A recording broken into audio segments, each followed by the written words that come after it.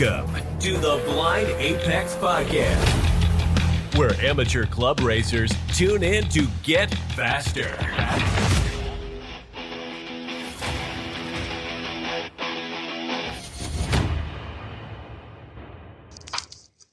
I'm your host, Con John Turk, and this episode is our first track talk. In this series, I want to cover the history, amenities, turn-by-turn approaches, and why each track is so special. We're leading off with Summit Point Raceway because it's my track family's home. We all live close to it. We all love it.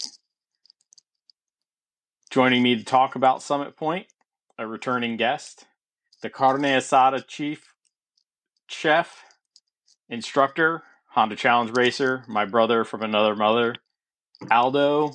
I can't say his last name. How you say that, Aldo? I can't do it. I swear. Alcayaga, man. It still took me a while to figure that out, even as a kid. I don't think anybody will ever get that, but it's okay. Alcayaga. Yeah, it all works. Yeah, it's now recorded, so I can listen to it a bunch of times, and maybe I'll get it. I swear I raced with some of the people with the craziest last names, so it's fine. Yeah. And I think I've known Mike the longest out of everybody in the group, right? From TV, and I still don't think he's figured out how to say my last name. It's just a bunch of jumbled words at that point. A lot of A's. I mean, there's an easy way to say my name, but it's not how it's pronounced, and I just answer to whatever, so it's fine. I don't get upset about it, but some people do, and I still don't know how to say Mark's last name, so my bad. But, yeah, Mark Train Track. Yeah. All good. I don't really mind. Dealt with it my entire life. It's not really a biggie. Yeah, me too. I feel you. I just feel bad that I can't. I mean, I tried to figure it out before this podcast started, and I still failed. So it's all good, brother. So, how long have you been going to? Now we're talking Summit Point, Maine. I don't want to confuse anybody with Jefferson and Shenandoah. We're not going to talk about those in this podcast, because that's not where we race normally. So let's talk about your time at Summit Point, Maine. Yeah, the very first time I drove Summit, Maine was 2011 or 2012. I think it was 2012. I'd been to I've been to Summit Point Motorsports Park years before that, but my very first time actually behind the wheel of a vehicle driving around Maine was 2012, I think. Yeah, I think I did it in 2006 was my first time driving Summit Point. And that was only because I knew I lived so close to Summit that I should spend all my money trying to go to VIR when I first started many years ago. So, but I love the track.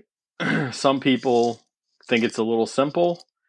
I think it's actually quite complicated, and it's evolved over the years. I mean, it's changed a lot. So we've seen a lot of growth in Summit Point in the facilities, and I just wanted to get into what makes it so awesome. But before we get too deep into that, let's talk about the history of Summit Point Raceway. I know you've done a ton of research, so let's see what you have. I'll see what I have, and let's talk it out. Yeah, I mean, I'm not sure how far down the rabbit hole we can go. I'm not very much of an expertise in this kind of area, but I do love, first of all, the history of racing, history of the racetracks and so forth. And I think one important thing to know about Summit Point is what came before it. And one key mention for that would probably be Marlboro Motor Speedway, which is located over in Upper Marlboro, Maryland.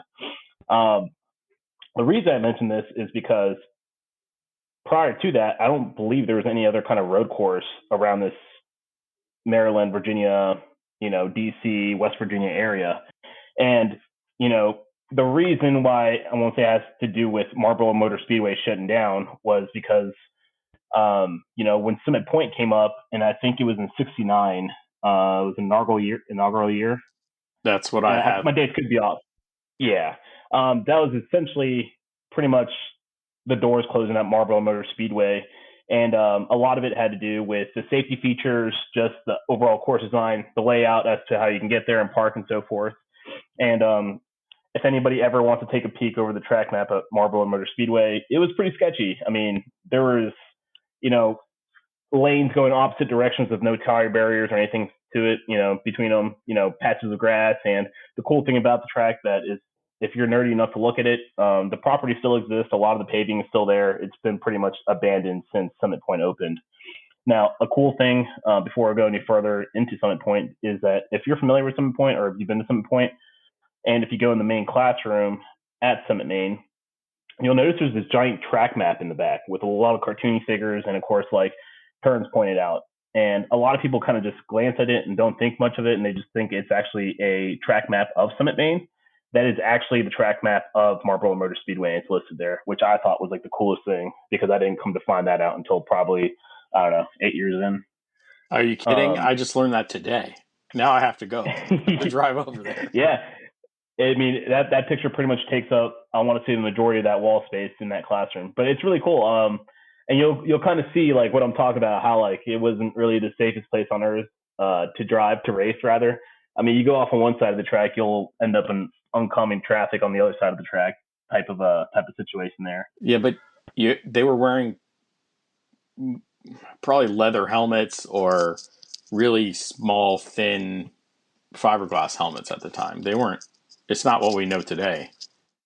No, definitely not. And the idea of a Hans device hadn't even come to fruition until many moons later. Yeah. But I mean, it was pretty cool because they had a lot of top name people that raced there. I mean, that track had a couple Corvettes named after it. I think Richard Petty ran one of his first NASCAR races ever there. Back in '64, Jackie Stewart actually won a race that was called the 12 Hours of Marlboro. So, it was cool to know that we have somebody as popular as Jackie Stewart that raced over here right outside of DC at this very much grassroots racetrack, or at least at the time it wouldn't have been so grassroots. But again, I guess where I'm going with that is that Summit Point, or I guess the road racing history around the area, still has a little bit of that Maryland Marlboro Motor Speedway, essence to it. And of course, the beauty of having Summit Point here is that with as many racetracks as there has been in this area, I'm talking about countless. I mean, I was mentioning to you earlier, there was that 1 1/8 super speedway, another place in Maryland that was pretty much just made out of 2x4s. But yeah, it was a wooden. All those tracks shut down.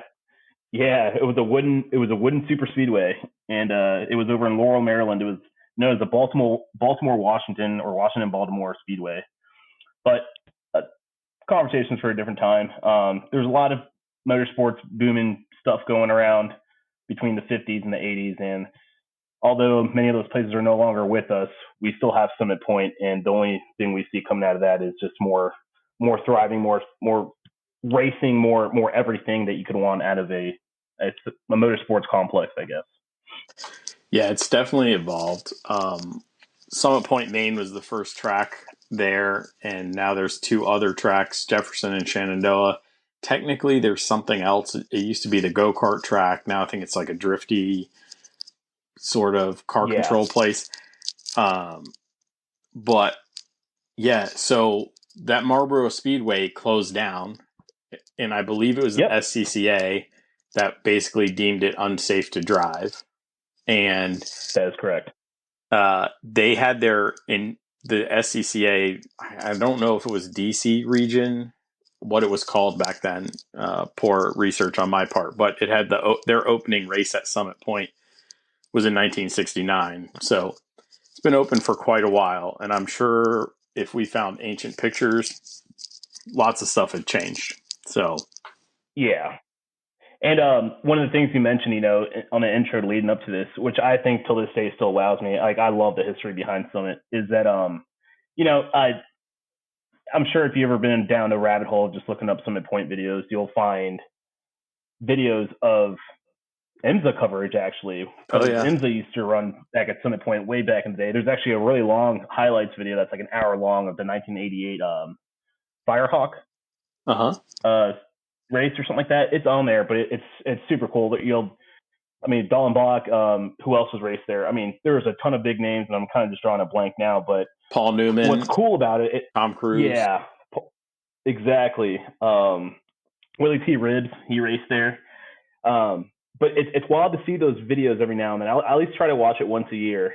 But we talk about how much the track has changed and how much it's been either resurfaced or, add safety features every now and then. But I like taking that walk down, I guess, a virtual memory hill and watching those videos and seeing how, like, there was a point in time where that track didn't even have curbing, It was just the mud's kind of spilling over onto the race surface, and then how bumpy some of the parts of the track were and so forth. I just think it's all cool.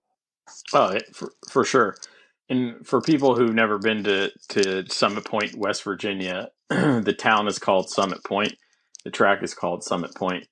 It's not deep in the hills and the hollers. It's on the panhandle. It's convenient to DC, Leesburg, Winchester, Hagerstown, Frederick, Maryland. It's all pretty close, an hour's drive or so, depending on traffic and when you leave. So it's really close and convenient for all of us in the DC metro area. So it's not buried in the mountains somewhere. So,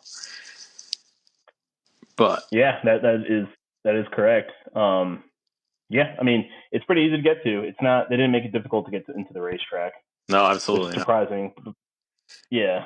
So go ahead. Go ahead.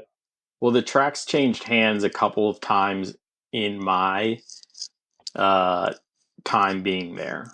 So it was initially sold to Bill Scott and Tom Milner in the early 80s at some point, and it recently changed hands to Exetor. It's actually a separate business from Exetor. Exetor owns the whole property, and then a separate, maybe related company, probably related company, is running the track business as a separate business. So just a heads up. Yeah. Yeah.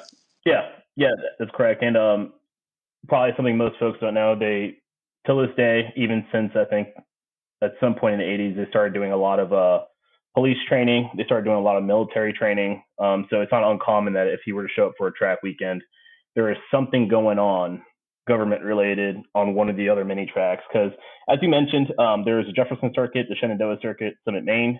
The Washington Circuit is what I think they used to call the old cart track. Yeah. And now, yeah.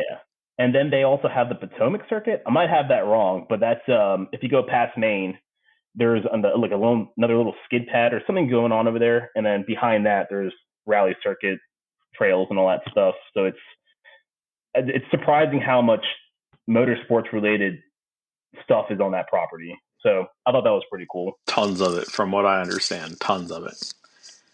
Yeah. And actually, one fun fact in there that I actually recently learned earlier this year, the pit maneuver that police and police departments use nowadays was actually technically credited to be invented at Summit Point. Oh, wow. So that's a little fun fact. Yeah. Awesome. Yeah, they taught that at the Bill Scott School. I think it was Bill Scott School. Yeah, so Bill Scott Academy. I might have that wrong.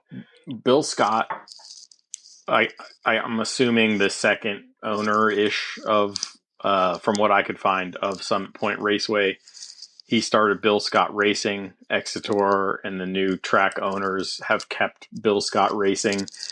So you go BSR Friday at the track. There's lots and lots of events. I mean, I don't think there's a day that they're cooling down, except for maybe once a week they have something to make sure there's repairs going on. But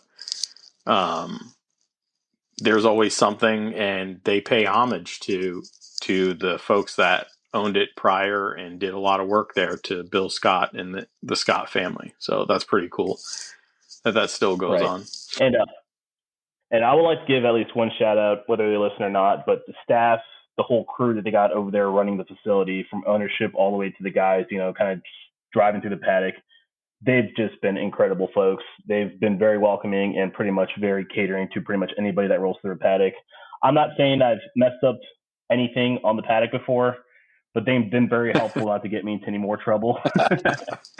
So, all the way to the gate guys, everybody there, I've had nothing shy of a good encounter with, and that's, I can't say I've been to other tracks and not said the same. Yeah, for sure. for sure. Yeah. So the racers will generally enter through. Is it Donnie Aston? Is it his last name? I can't. Donnie, yeah, my dude Donnie, Yeah, yeah. Donnie's Gate.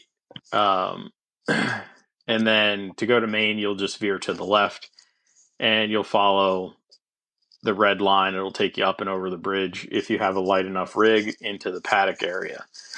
So that gets us to sort of the amenities, right? So Yes. Summit Point has the paddock is in the woods. They have a grass paddock area and a paved paddock area.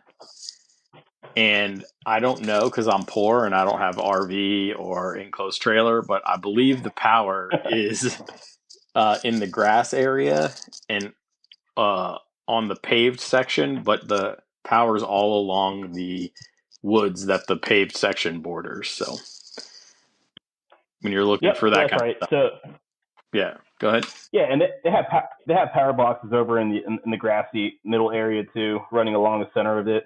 I don't think they have any really bumped up against the grid.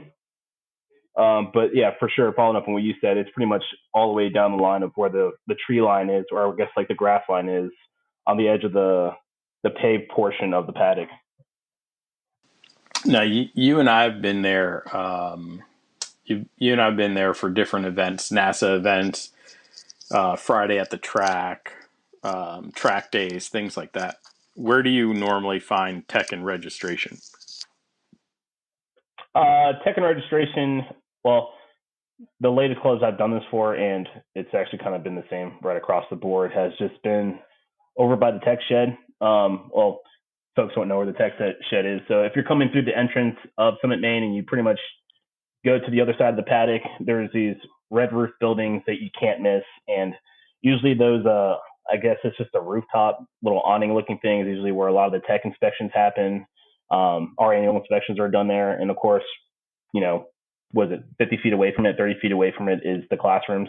So everything's really together and close. So it's kind of hard to get lost there. It's kind of hard to kind of just miss anything. So what's beautiful about that is that, especially if somebody new that's coming through, that's never been to Summit before, they'll find an easy route to get to wherever they need to be. I think at that point, just finding out where you want to park is going to be the ultimate the ultimate stress point for you. Yeah, that's the hardest part is getting a paddock spot or finding a paddock spot, negotiating your way in there. The rest of it is pretty all centrally located in the middle of the paddock. If you hit the tower, you went way too far. Yeah. Yeah. Yeah. I mean, if you hit the tower, you should have noticed everything else before getting there. But right. That's about as far as it really goes, and you can only turn around to that point. Yep. And there's a pro shop. If you hit the pro shop, just turn around. Everything's right behind you. So you walk. Yeah.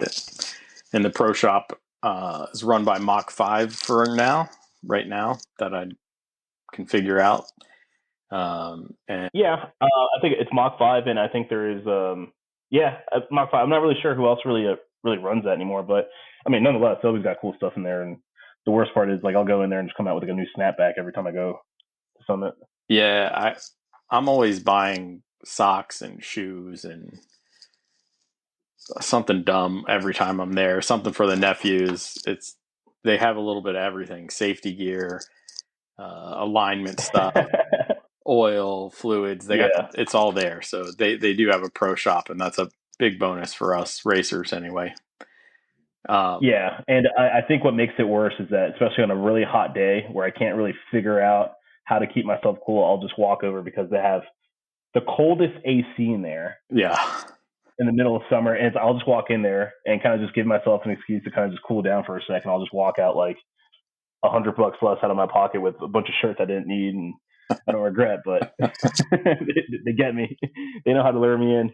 Yeah, they sure do.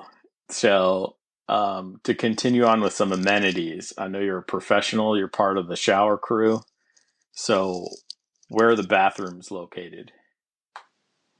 Yeah, so as I'm sure everybody that camps at the racetrack or does any of that stuff or just camping in general, I think one of the things you first look for aside from where your parking is.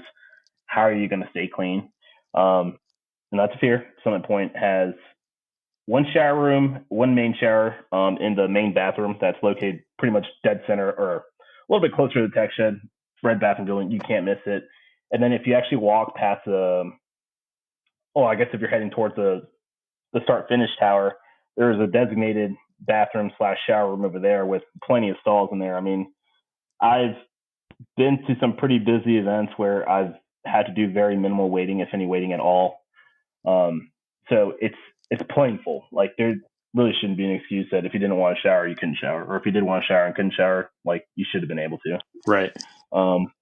And that covers pretty much the bathrooms because I know they have I'm not going to go into detail of like the inventory of how many, urinals or toilets they have, but I mean, it is plentiful. And that's just on Main too. So the other tracks, they also have their own facilities. So that's not to mention that. Yeah, for sure. The other tracks, if you get desperate, you could actually just drive over there and they're probably open. So yeah. The new owners have done a lot with the track in recent years. We now have a deer fence all along the outside of the track to help keep deer out of the raceway area and off the track. I think that's much needed. I've seen some gruesome stuff where a Legends car took a belly of the deer right to the windshield of the Legends car. It was disgusting. Driver was okay. Yeah. There was a NASA weekend, I think back in 2012 or 2013, before they had that sensor erected, and it's on YouTube. It's a pretty gruesome. I won't say it was gruesome, but it's a in-car of a Corvette going down the front straight, and a deer pops out, and you can kind of piece together what happens from there. Yeah. It was pretty gnarly. I've heard of other deer incidents, and before I started tracking, I was trying to make sure I had all my boxes checked off. But one of my fears in the beginning was, there were deers, according to folks on the forums. But as I got there, I didn't really see many. They were pretty abundant, like in the mornings before all the cars went hot on track. But I haven't seen many in recent years. But it's nice to know that they had that fence erected, whether or not it was becoming a problem or anything. I mean, it keeps us safe. Yeah. Keeps wildlife safe, and it's a lot less cleanup we don't really need to deal with. I'm sure nobody wants a black flag a session for something silly like that. No, definitely not. The other thing they've done is twofold. They were trying to keep the deer habitat down, but also increase areas for camping. They thinned out the woods in the center section of Summit Point. So there's a lot less habitat, at least places for them to bed down and hide. So they're less likely to even want to go there. And they planted a lot of flowers, a lot of wildflowers. So that was actually kind of cool. Just don't run through them because the bees are really active there. So, yeah. I didn't really look much into like the deer situation at Summit, but wasn't it like a peach orchard or something over by Jefferson? Yes. It actually was surrounded by orchards for the longest time. Oh, so I did not know that. multiple orchards. The town of Summit Point used to have a big market. But yeah, it was pretty cool back then. But it brought in the animals. So yeah, right on. Well, I didn't know about that whole thing.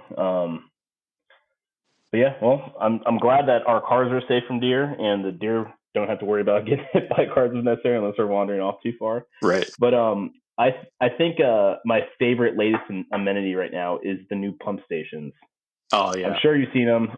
And before it used to just be, what was it, 2 pumps? Yep. Over by the grid, and then it had these like weird humps, like, and some low cars would scrape their bumpers or even possibly even bottom out getting up to the pump. But then they did away with all that, which is really nice. And they built this super sweet new set of gas pumps. What is there, 4 gas pumps there? I might be wrong on that one. 3? I can't remember, but it's all covered under an awning. I mean, it's easy. It's all up to date. It's all modern. It takes all the Apple, I guess, that tap to pay stuff.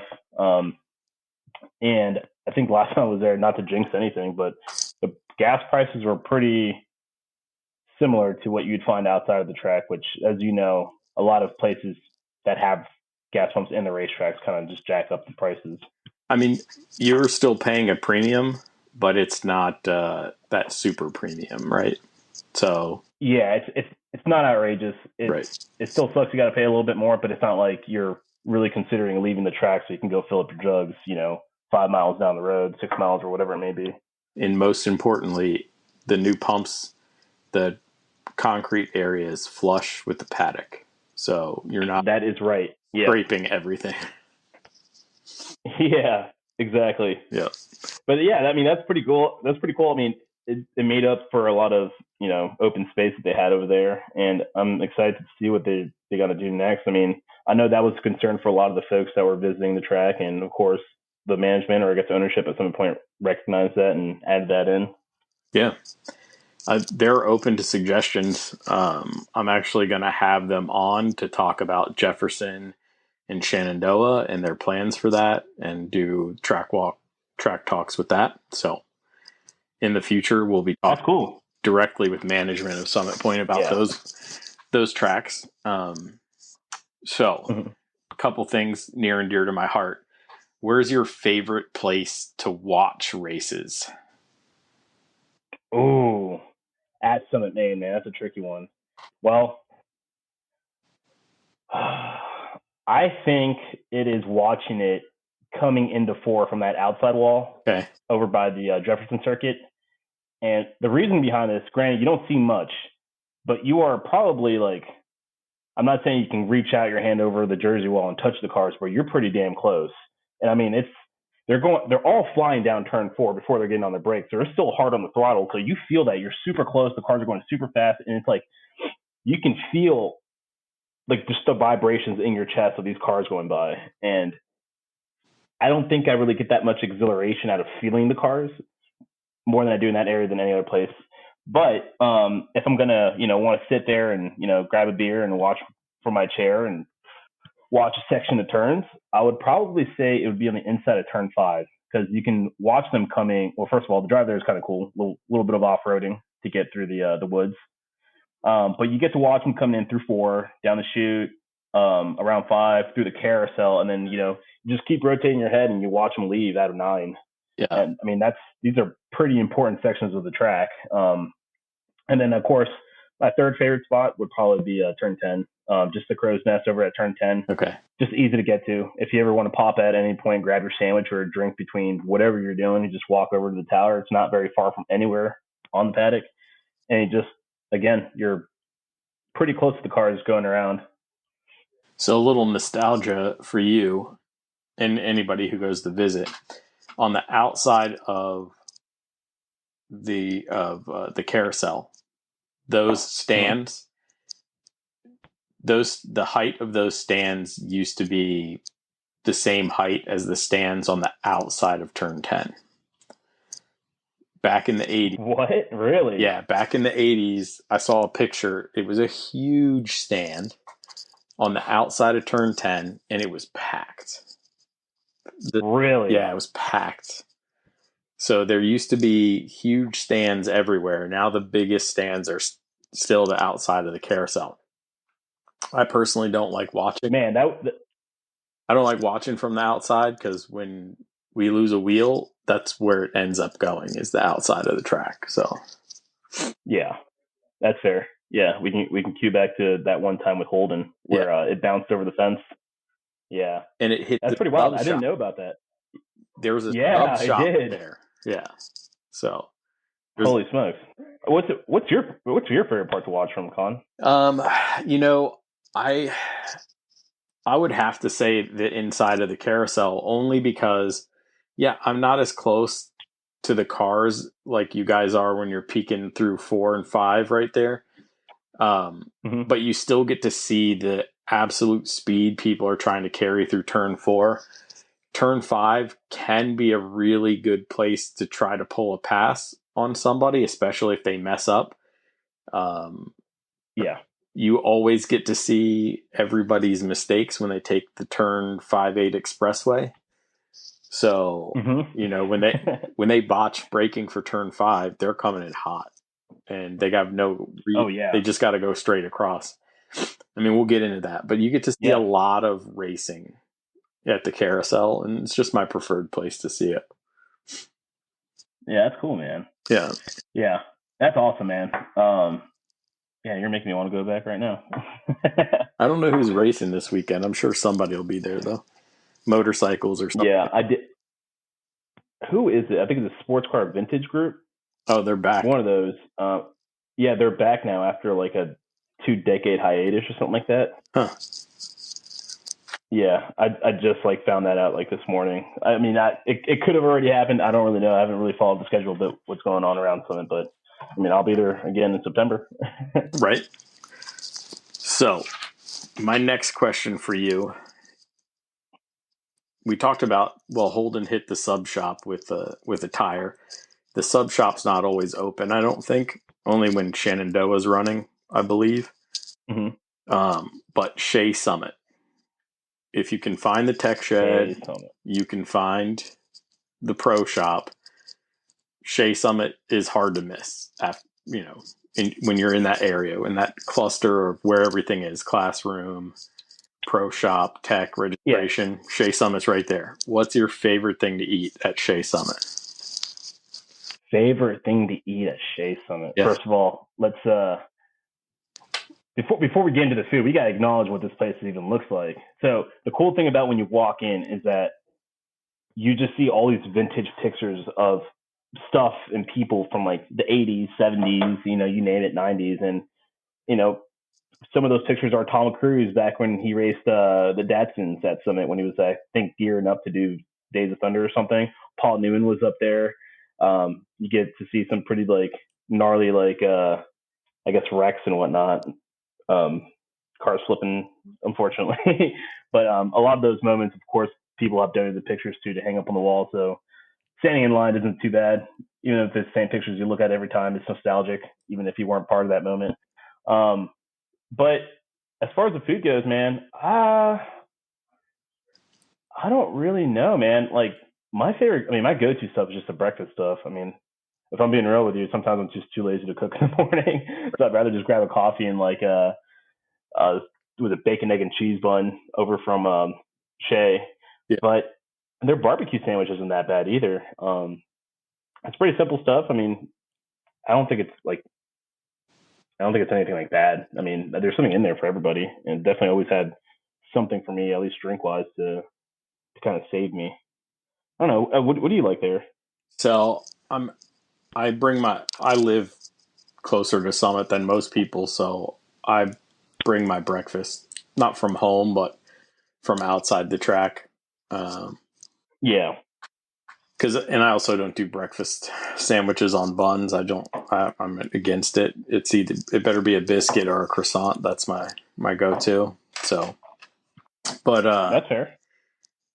So at Shea Summit, it's all on a bun. Just to warn you snobs like me who don't eat buns for breakfast. But I actually really like their chicken salad wraps at Summit.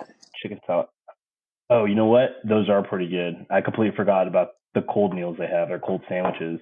Yeah, that is pretty good. I do remember those. I mean, actually, now that I remember, I should probably eat more of those than I do of the like burgers and stuff. It's so hot when we go normally. Most of our track events there are pretty hot. I mean, outside November, it gets hot and muggy in, the West Virginia, Maryland area in the middle of the summer, and I just can't eat hot food. So I prefer that's totally fair. And that's my go-to. Even my wife already knows if she's around and she's like, I'm going to go run and grab lunch. She doesn't even ask. She just gets that, so. Right. But yeah. And it's all pretty good.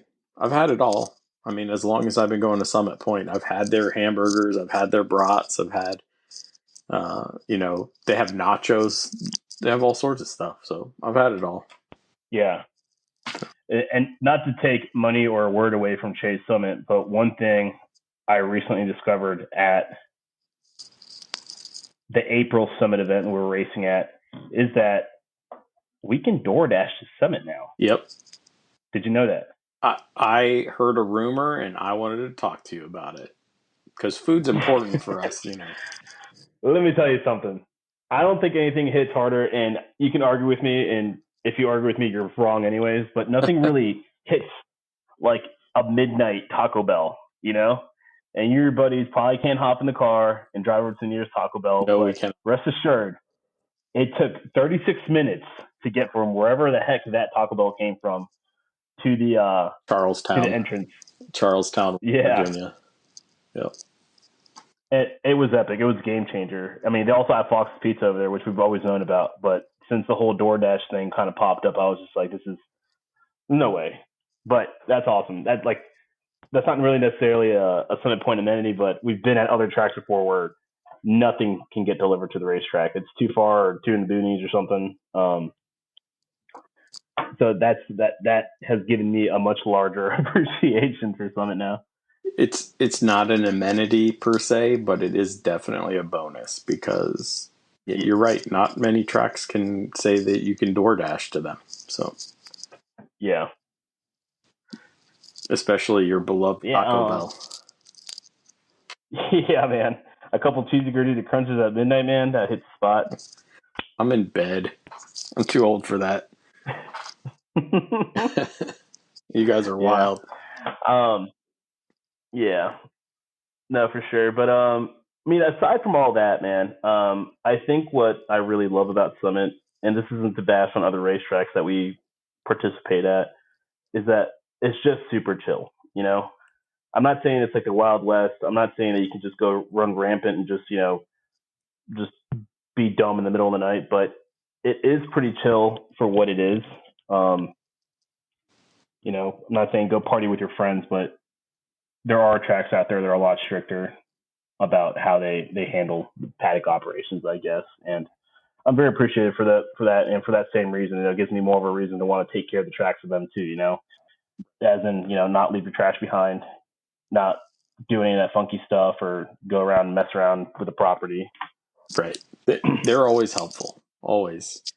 And they're more apt to be like, hey guys, keep it down. Hey guys, just keep it within the red line when you're paddocking, you know, or whatever. They're pretty cool about it.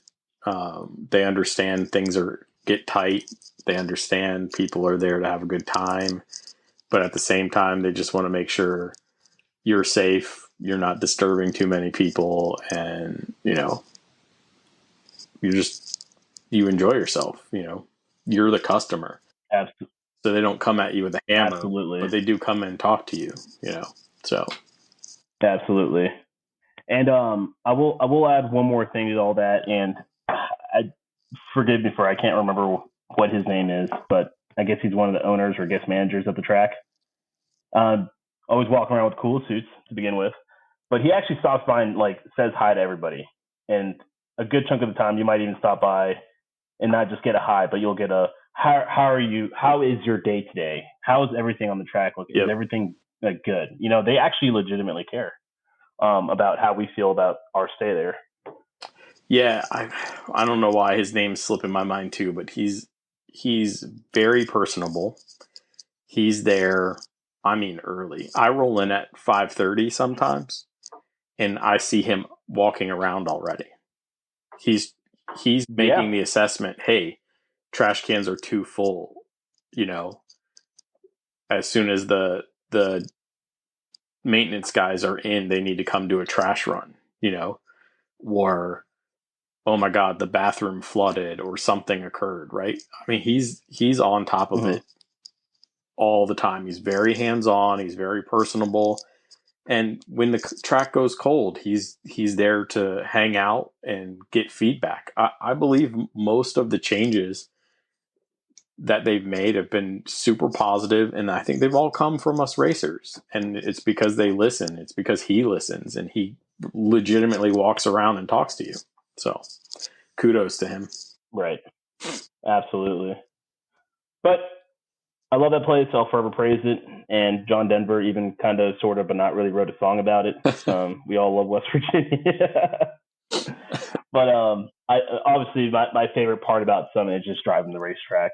It's the very first racetrack I've ever driven, and it's to this day just it is small, like you said in the beginning of this podcast.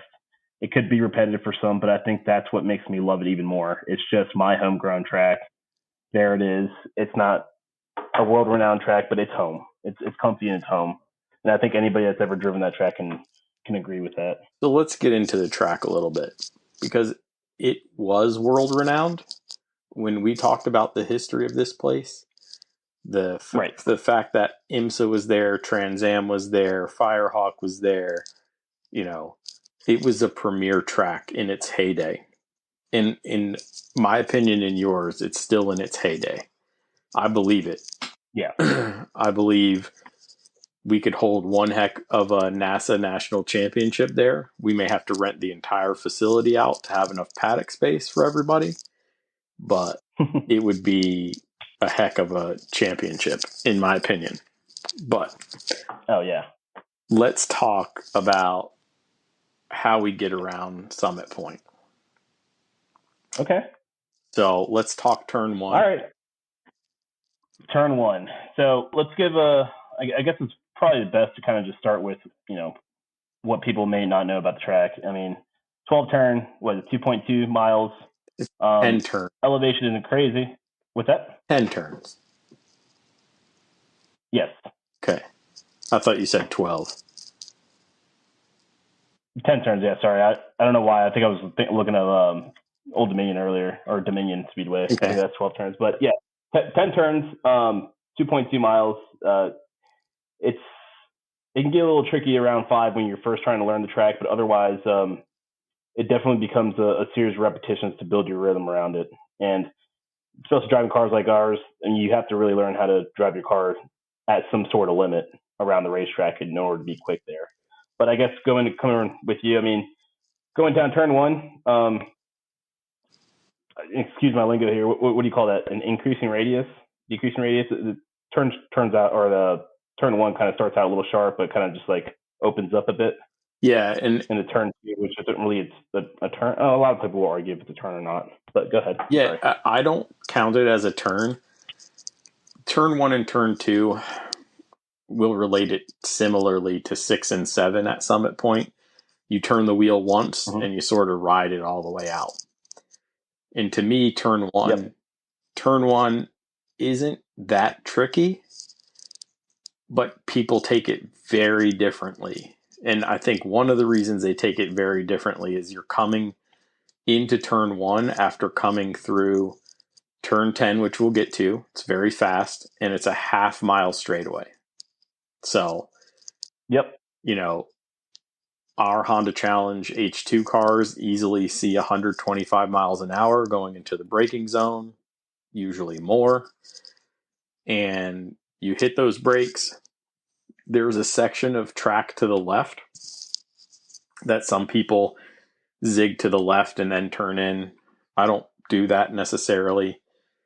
It is your big turn one. It's a traditional turn one. It's at the end of the straightaway. It's sharp. If you have to bail out, you can drive straight. When you drive straight, you'll end up on Jefferson. It's not straight. It's sort of veers to the left. But when you see it, that's your bailout strategy is, in my opinion, my bailout strategy, depending on if anything happens and when, is to go to Jefferson on the access road. But it's essentially a tight right-hand turn at speed. You carry yourself all the way out to the exit of the track, and you essentially end up on the outside of turn two, and you start hustling your way back over to the right. Yep, that's right. And the cool thing about how you end up there is that there's not really a whole lot of steering effort to really get on the correct side of the track going into 3. You can really just smooth out the wheel a whole lot. It's not like you really got to jerk the car all the way back to the right side of the track. If you follow the track itself, you can pretty much cut a diagonal line. You'll be on the line essentially. Yep. To enter turn 3. And turn 3, I mean, that's a little bit of an uphill, right? You would consider that? Absolutely. Right before you hit that left-hander. Yeah. And of course, going out that way, there's a couple service roads in case anything happens. You do have a little bit of room to bail out.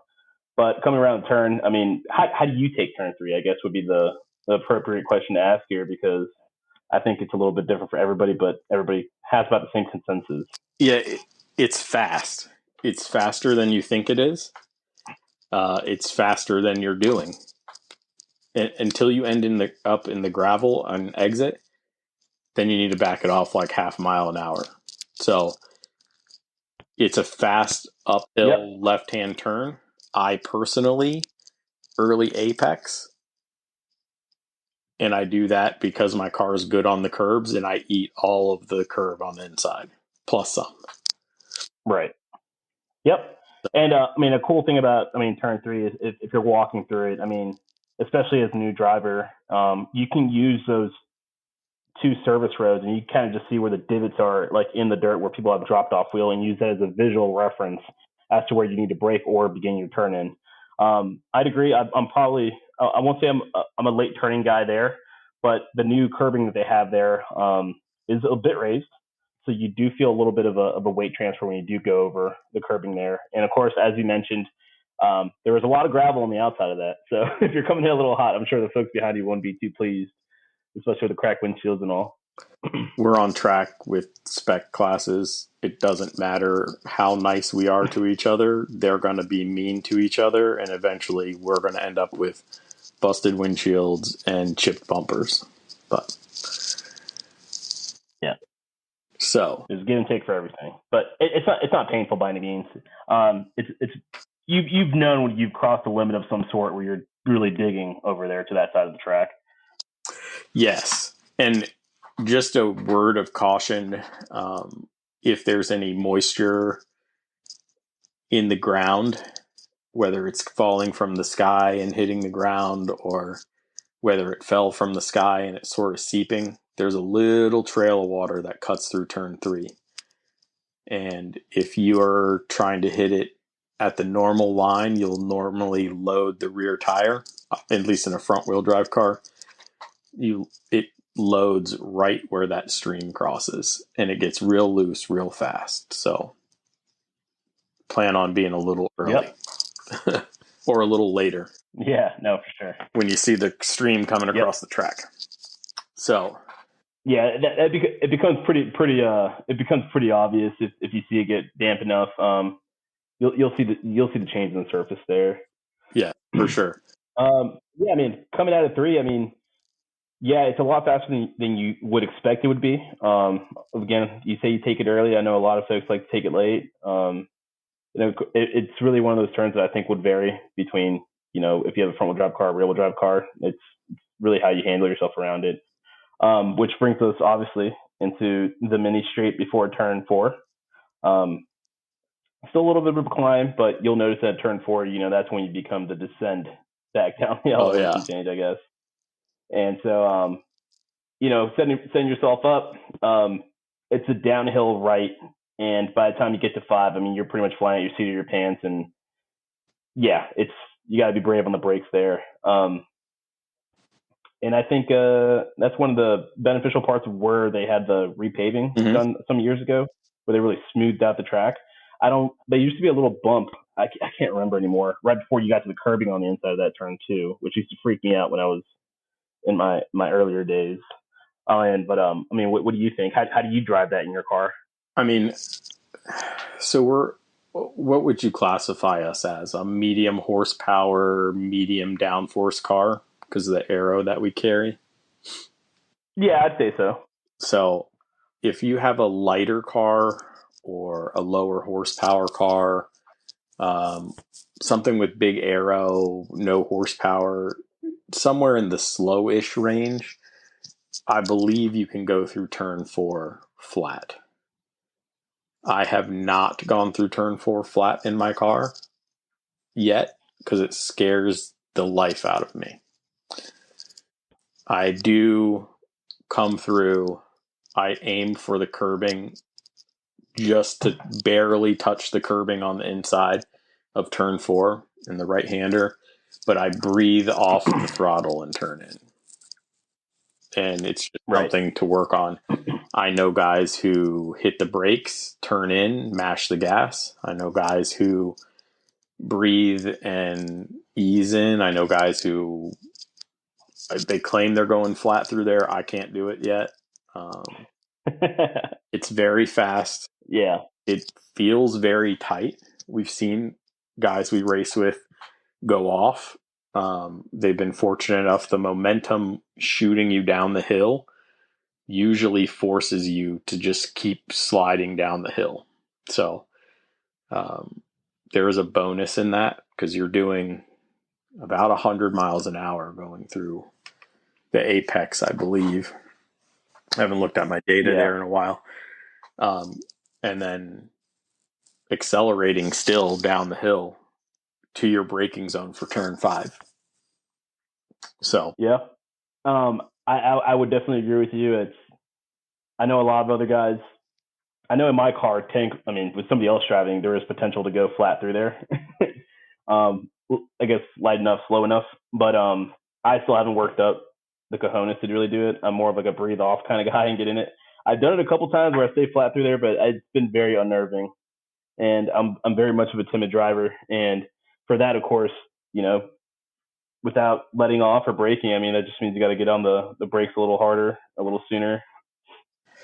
Yeah, and if you're not 100% comfortable, or the reason you're not pushing turn 4 is if you're not ending up on the left side of the track approaching turn 5, you still left some there. That some could be half a mile an hour, quarter mile an hour, whatever. It doesn't take much to overdrive turn 4. So it's something to get used to. It's an area you will find time, but it's something that everybody needs to work on personally.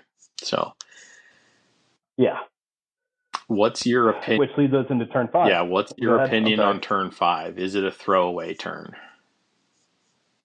I don't really think there's such thing as a throwaway turn. But in my DE days, I would say it's a throwaway turn just for the fact that it took me a long time to really figure out how to get around it, or how I felt comfortable enough to go around it at speed, if that makes any sense. Yep. It was really confusing for me when I first started because, again, if you're coming down pretty hard down 4, you're going to end up on that left side, you're fighting the car to get it over a little bit. And as you come in there, you can deem that as an early apex of some sort, kind of in a little early. Then again, you got to know how to swing out of it, or if you come in mid-track or whatever, take a late apex. Your world is your oyster at that point with that turn, depending on really how you enter it from turn 4 or coming out of 4. What? But I think the key is still, it doesn't matter what car you're driving.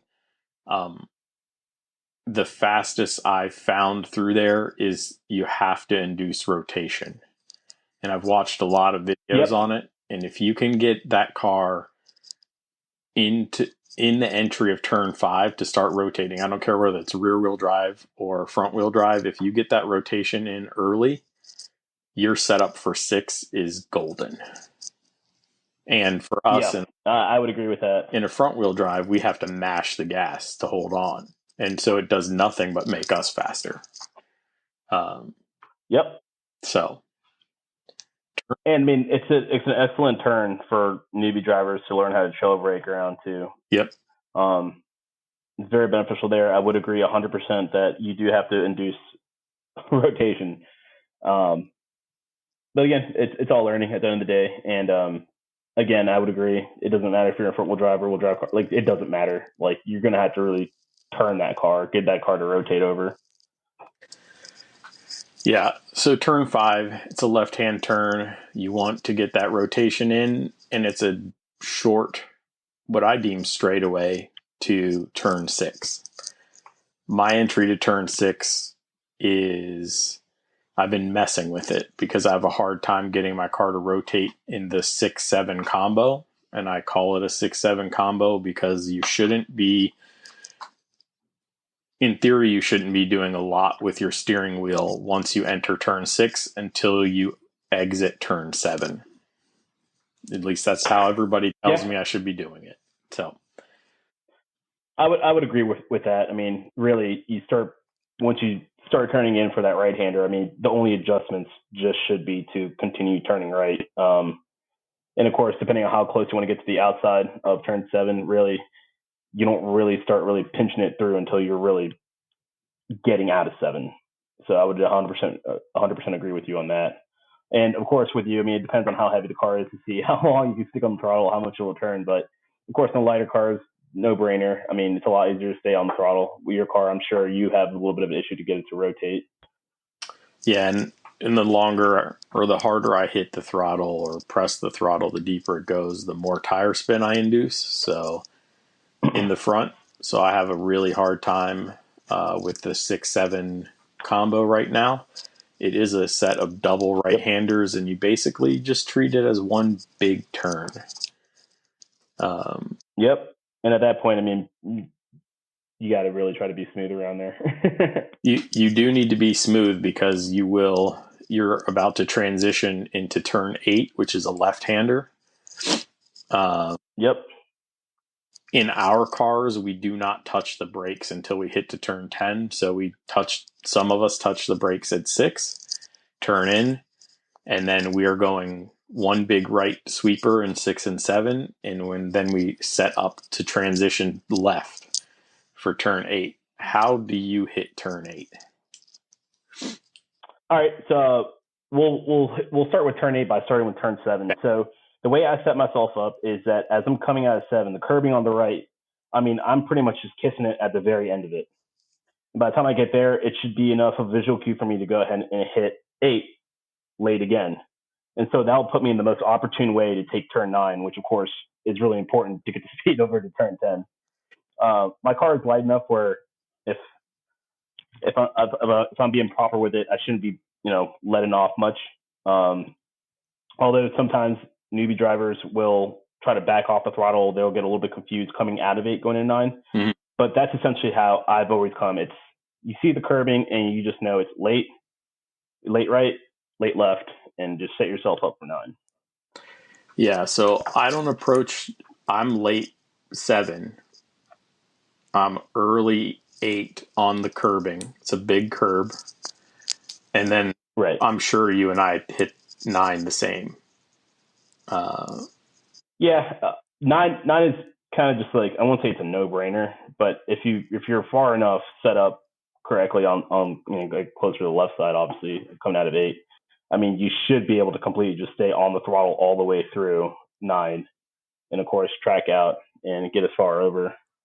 And even after the repave, they left that pocket. So there is a pocket just off the curb in turn 9 that you want to hit. Yep, exactly. You really want to dig in there and just feel the car kind of just sink and kind of just bounce out. And of course, as you're coming out of bounce out, I mean, your hand should essentially just be opening the wheel. Yep. So, what is the optimal way to circumvent the straight? It's not straight, but the track between 9 and 10. Where are you aiming? Because you don't see 10 from 9 really depends blind. You're coming under the bridge. Where are you aiming? I'm aiming almost like center left of the bridge. Okay. Because that would essentially make that turn kind of as straight as possible. I've been taught to kind of just stay on the left side, but of course the straight is not straight. It rounds out to the right a little bit, and of course you're climbing up a little bit. And of course, as you're coming around the bridge, you'll come across one bump, and you'll have, I think, one more tiny bump that you kind of use as a reference point. I'm not sure if feeling your car. I felt it. Maybe I don't feel it anymore. Maybe the repave changed that, but that's kind of been like a cue for me. Aside from the power lines coming under 9 to brake and of course turn in, but yeah, I would say that from 9 to 10, coming out of 9, kind of hugging the outside a little bit, and then I slowly start turning towards center of the bridge a bit. Yeah, that's where I am. I'm looking for the center of the bridge, mostly dead center, not left of center. And then the approach from 10, I've heard so many ways to approach 10, and then I've heard ways where people are like, oh, you use the power line on the road. And I'm like, or on the track, that's your turn-in point. And I'm like, you do realize that changes as the sun moves through the sky, right? Like, so, yeah.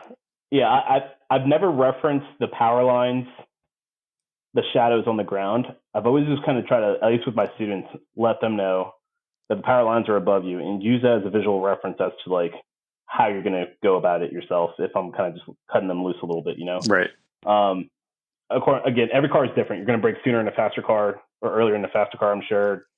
I mean, my car is not very fast, so I can go in pretty deep. But yeah, there used to be that. And yeah, the power lines really pretty much a lot of the reference I've ever really heard from folks coming up as a student.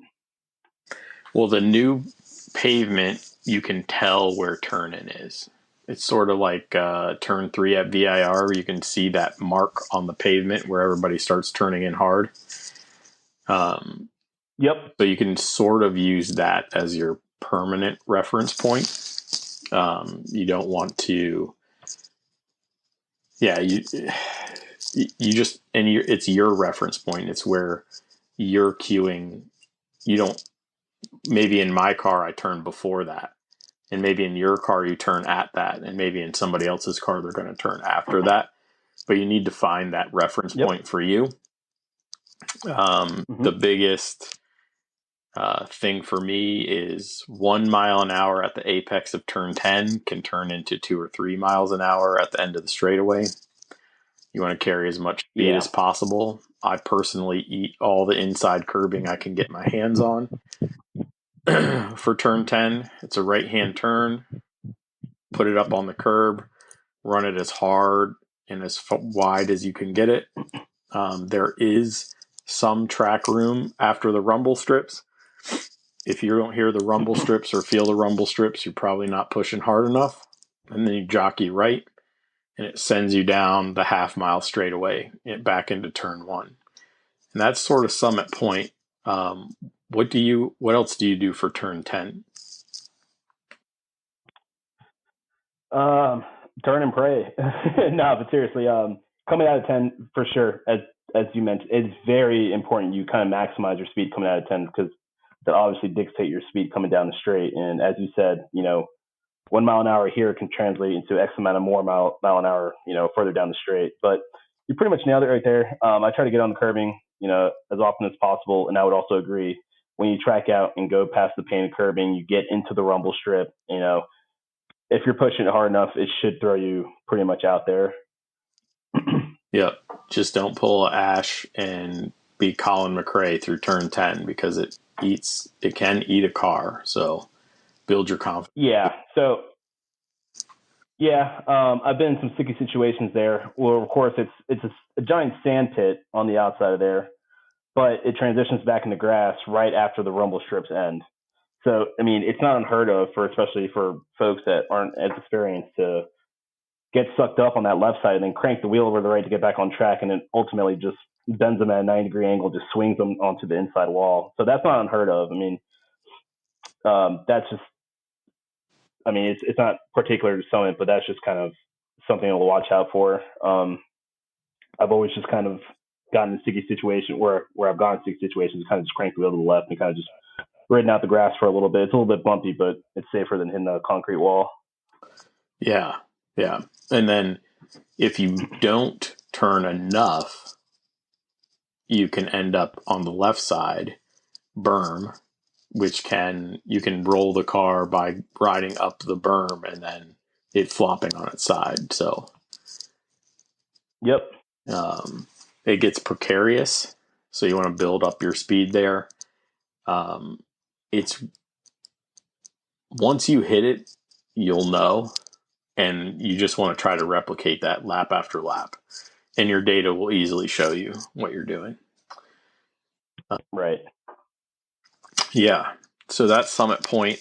I realize it's just a verbal comms of Summit Point Raceway, which may not be helpful.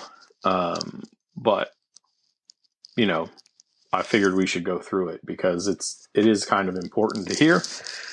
If you're a visual learner, ASM and Tomo coaching, has a video. So if you just do Summit Point Tomo coaching, it'll come up and you'll be able to find Tom O'Gorman did a really good review last year sometime of Summit Point and how to approach it. So I know you've confessed your love for Summit Point multiple times during this podcast.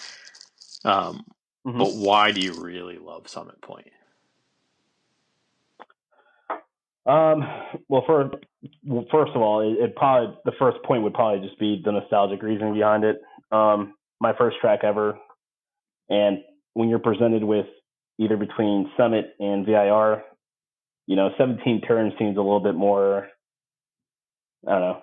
It seems a little bit much compared to a 10-turn track, and I think the second point of it would also be just location. I mean, I've always, for the most part, lived at about an hour's drive from the track. I'm not saying that's like an advantage of the track, but that also makes it feel more homey, knowing that I can be home just and unloaded in a matter of a couple hours or so. Aside from that, I mean, it's the folks I race with now, you included. I mean, it's where I met most of you guys. It's a no-brainer when it comes down to HPDE events or other clubs outside of racing, where I don't mind just going and just hanging out and just seeing everybody else. And Summit, I'm not saying Summit Point's small, but Summit, Maine being the size that it is, it's not impossible just grabbing your car and then spectate from literally every single turn of the track, all in the same session. Yeah, and I mean, the staff hasn't really changed a whole lot, so everything just becomes familiar. Yeah. And, couple that with the memories over the past decade or so, and that pretty much builds up my equation of why that is my favorite track. The driving aspect a whole lot has to do with the repetition of it. I don't know. I mean, I guess that's really it right there. It's just a culmination of everything. Yeah, I really enjoy Summit Point because it is our home track. It's the Honda Challenge Mid-Atlantic home track. I don't think any of us would, if it left the schedule, we'd be devastated. We'd probably all quit, to be honest. But the driving aspect of the track for 10 turns, 2 miles, it is not as easy as people want it to be. Sure, you can cruise around Summit Point and have a good time, but when it's time to find lap time and lower your lap time, it's very challenging on the driver. The fast stuff is really fast. The technical stuff is very technical, and it's very technical as it's how you, the driver, manipulates the car to get through those areas. And it's just a challenge, and it's a great challenge for 10 turns and 2 miles, and then you couple that with, if you sit anywhere in the carousel, you get most of the track. You see a lot of racing, and that's a lot of fun. So when we're not racing, we go watch time trials in Thunder and all those guys run around, or one of the up and coming Honda Challenge guys in HPDE. If we have time, we jump on a golf cart or our scooters and then run and watch them because we want to see. And you can learn. It's an easy place for you to learn tricks if you're paying attention. So unlike some other tracks we visit. So those 17 turns that's a lot. That's a lot to learn when you're new. Summit Point is awesome to learn when you're new. And then it's still challenging as you get more experience. So I think that's the great part about Summit. So, well, my man, I think that's a wrap. Thanks for coming on the podcast. And thanks for sharing in this new track talk series I want to do. I'm trying to get information out to everybody.